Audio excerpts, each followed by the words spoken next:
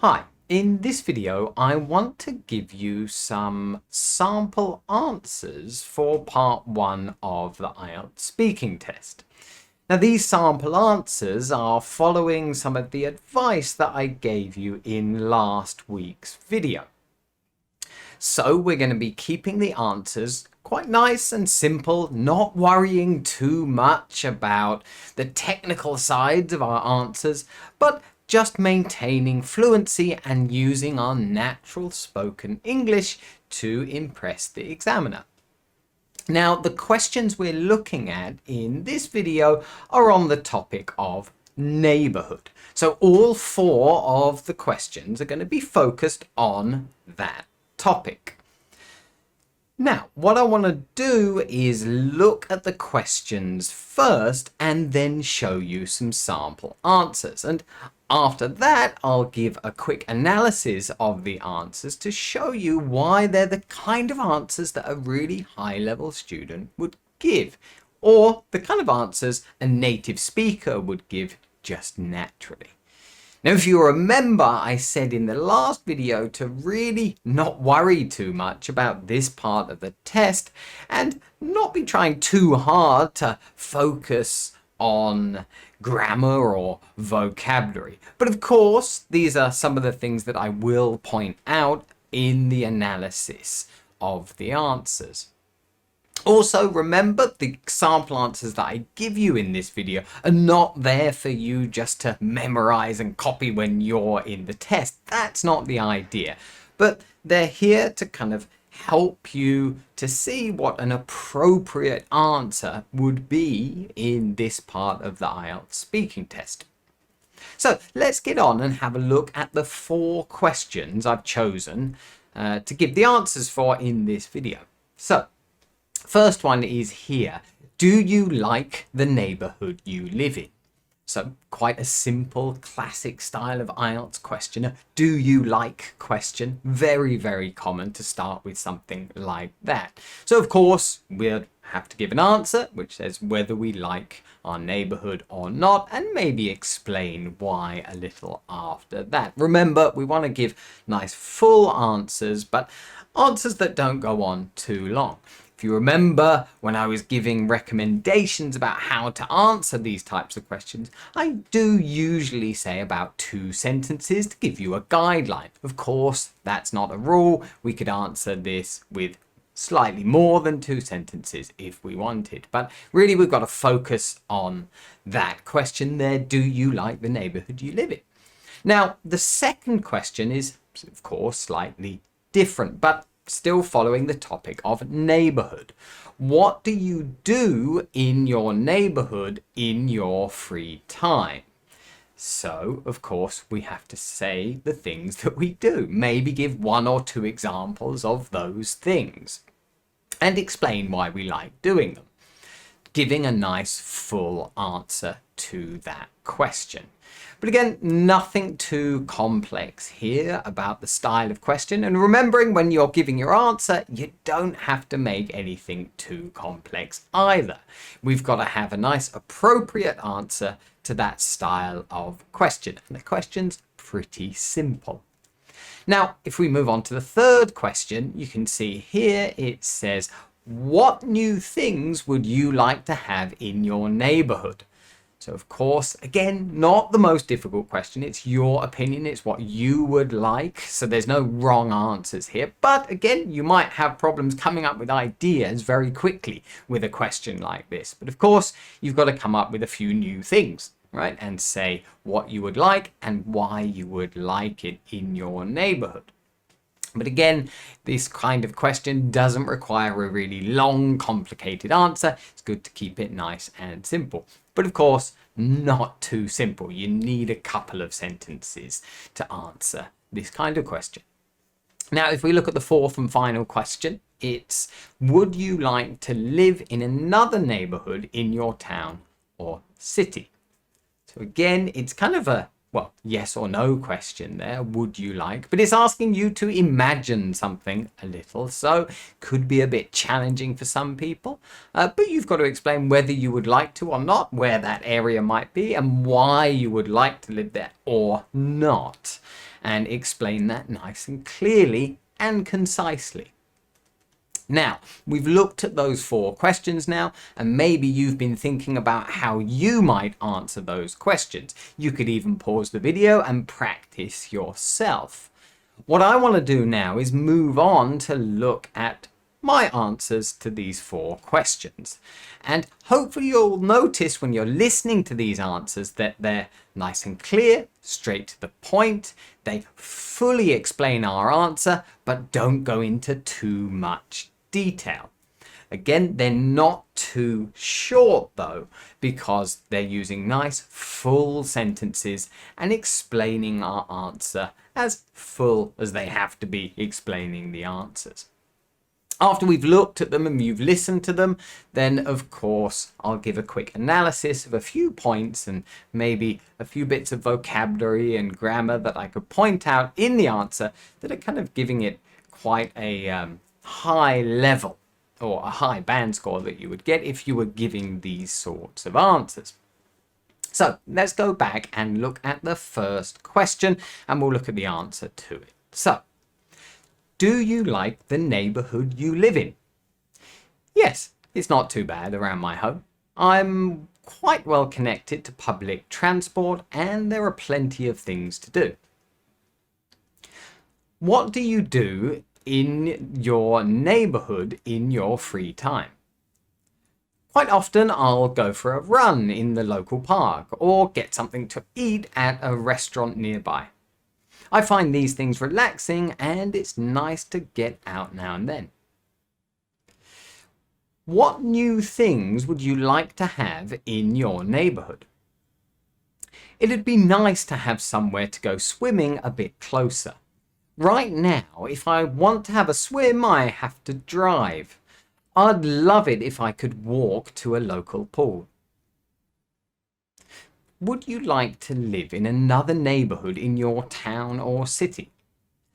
I don't think so. Obviously, there are areas that might be nicer, but that also comes with a hefty price tag. So I'm quite happy staying where I am for the time being. Okay. So there we go. Those are the 4 answers there to the 4 questions, and hopefully you would have noticed how they're pretty simple. There's nothing too complex there. You may have noticed some phrases or words that you're not so familiar with, and maybe you would have noticed how I kind of was paraphrasing occasionally from the question. And these things might come across as quite complex, but of course that's only because I'm speaking as a native speaker and these things come naturally to me as I'm speaking. And that's what we've got to be aiming for in part 1, is to give nice, fluent and natural answers to these simple questions about you. Now, if we go back and have a look at the answers to these questions, well, I'll just point out a couple of good features of the answers. So that first question, do you like the neighbourhood you live in? We gave this answer. And you can see we start with a nice, clear, direct answer in the first sentence. Yes, right? Because it's a do you question. Now, we're not copying all the words from the question here. You can do if you want to give a nice quick answer, but here we've just said, it's not too bad around my home. So instead of saying I like it, I say it's not too bad, which means, well, it's quite good. And instead of saying neighbourhood, we've said around my home. But then again, this is just because it's the natural answer that we would give. We're not overly forcing ourselves to try and paraphrase it, and you shouldn't either. We've gone on to a second sentence there just to explain why we like it. One reason is that we're quite well connected to public transport. A nice use of an adjective there, well connected. Different areas can be connected or well connected to public transport systems. And we've also said there are plenty of things to do. So we haven't been that specific there, but we're saying it's a pretty good area and we've given a reason why.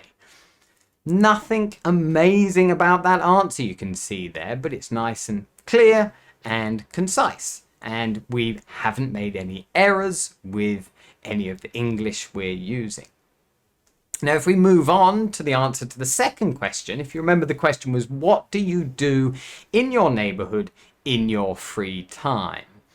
And if we look at the answer here, we've given some examples straight away at the beginning of this sentence, answered it very directly. Quite often, I'll go for a run in the local park or get something to eat at a restaurant nearby. So nothing too amazing about that answer, but you might notice here I've said, I'll go for a run. Some of you might be thinking there, well, why are you using the future simple there? And this is a normal thing to do for native speakers. Sometimes when they talk about their routine or something they regularly do, then they'll use this tense and often make a contraction between I and will and say, I'll go for a run. Nice use of run there as a noun, quite natural, something that native speakers also do. And then we've said get something to eat.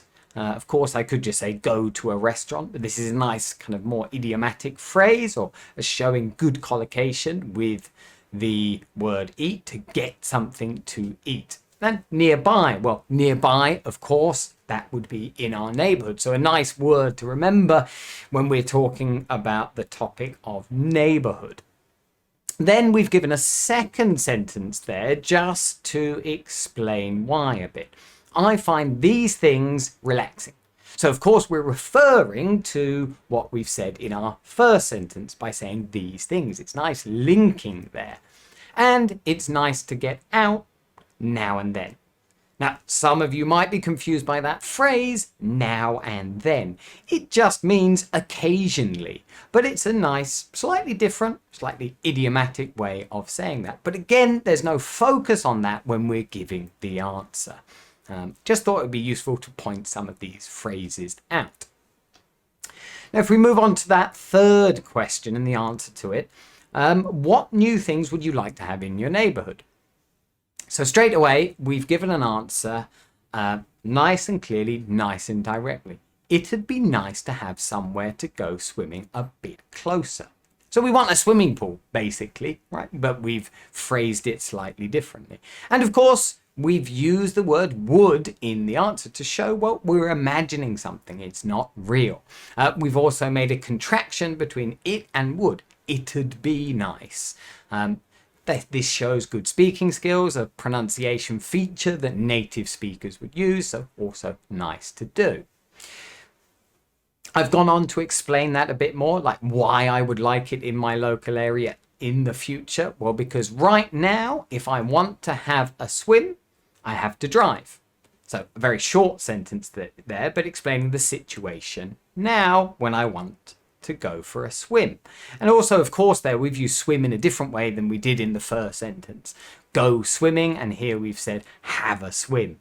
It's the same meaning, we're just saying it in a different way. We've got a final sentence there, so this answer is 3 sentences. I know usually I'll say 2, but these sentences are quite short. And I've said, I'd love it. So again, using would, but with a contraction, I'd love it if I could walk to a local pool. So again, some more topic related vocabulary there with the word pool. But nothing too complicated. Just clear, straight to the point, no mistakes, and impressing a little bit with some phrases and the way we're using vocabulary. Now, the final question was, would you like to live in another neighbourhood in your town or city? And again, we've given a nice, clear and direct answer to begin with. I don't think so.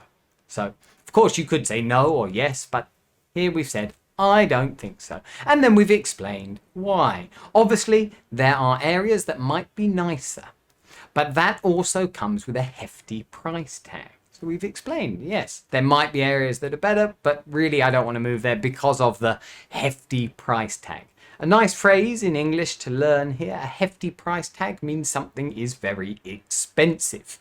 Nice use of idiomatic vocabulary there, one to maybe write down and make a note of and try to use yourself. And then we've got a final sentence in that answer saying, so I'm quite happy staying where I am for the time being.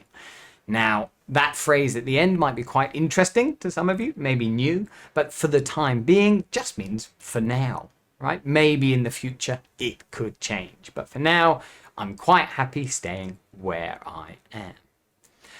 So there we go, some nice clear answers there, and you should see here how really they're not the most complicated answers. They're not too long, not too extended, because they don't need to be. You don't want to give the examiner something they haven't really asked for.